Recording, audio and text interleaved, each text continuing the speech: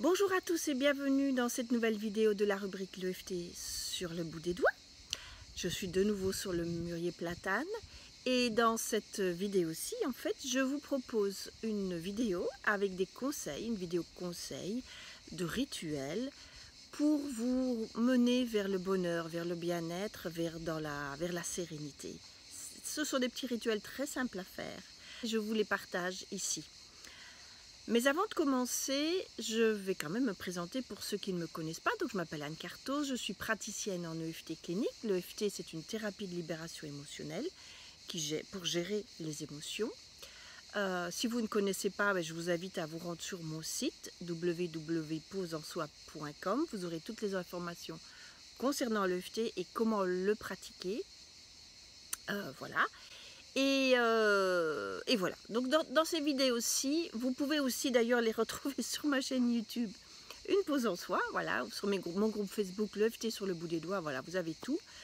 Mais là, c'est vraiment ce que je voulais vous donner, ce sont des conseils. Le premier que je vais vous partager avec vous, vous en avez déjà certainement entendu parler, parce qu'il n'y a pas que moi qui le dis, mais si on vous le répète aussi souvent, c'est que ça marche, c'est la gratitude. Utilisez la gratitude. Remerciez. Remerciez pour tout ce que vous avez, que ce soit des petites choses.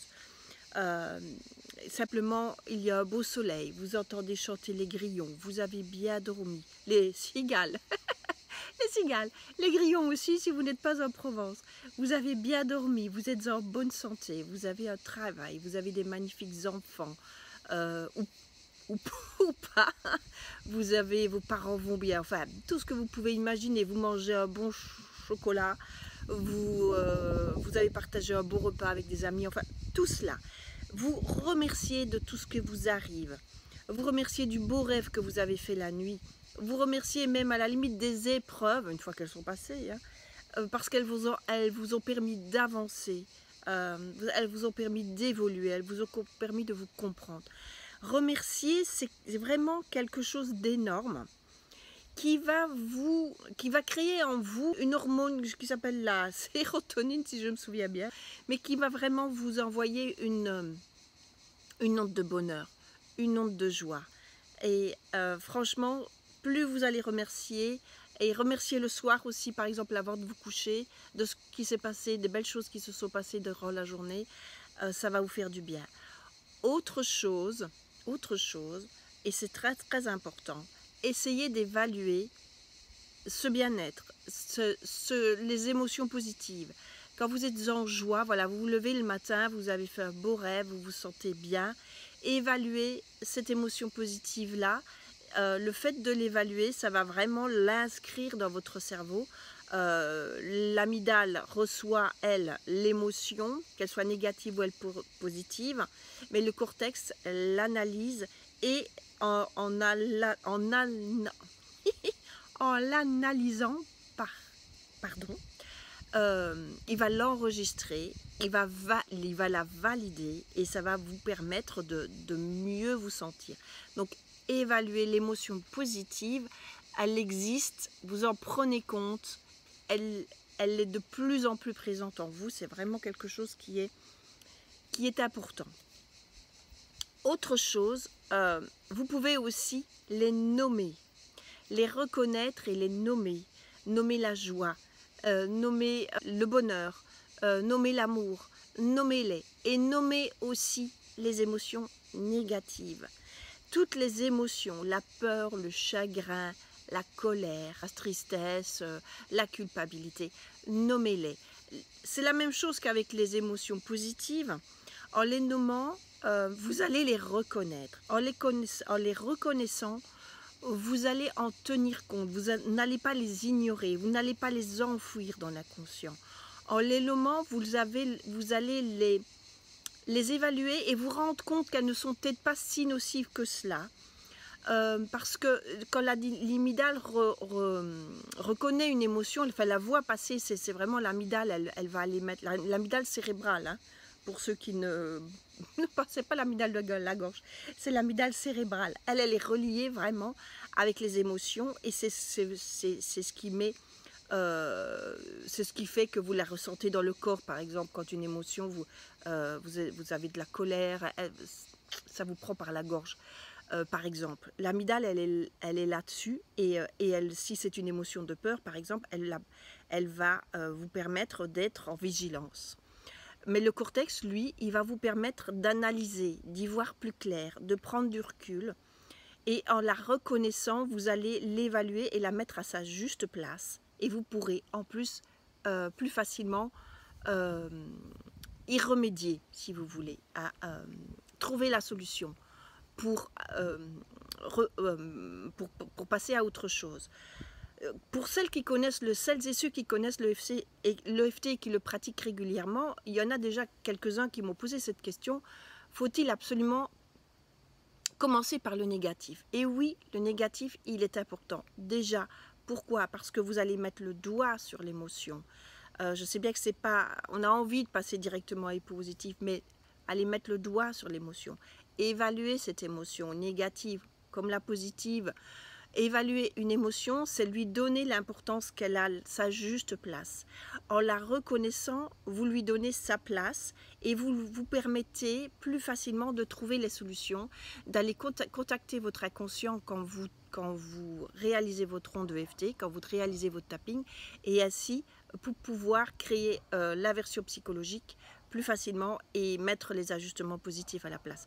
Donc nommez, mesurez vos émotions, qu'elles soient positives, qu'elles soient négatives. Autre petit rituel vers le bonheur qui peut être important, qui est assez important, faites des choix. Choisissez. N'attendez pas que quelqu'un choisisse pour vous. N'attendez pas que les choses arrivent toutes cuites comme ça dans votre vie. Choisissez. Essayez de ne pas être trop perfectionniste non plus, parce que quand la perfection vous empêche de... Vous faites un choix, mais si vous êtes trop perfectionniste, eh bien, vous n'allez pas réellement passer à l'action et ça va vous culpabiliser et ça va être pire.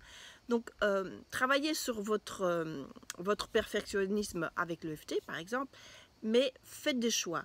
Faites des choix. Faire des choix aussi va vous permettre de les aimer, d'aimer ce que vous faites, de vous donner confiance.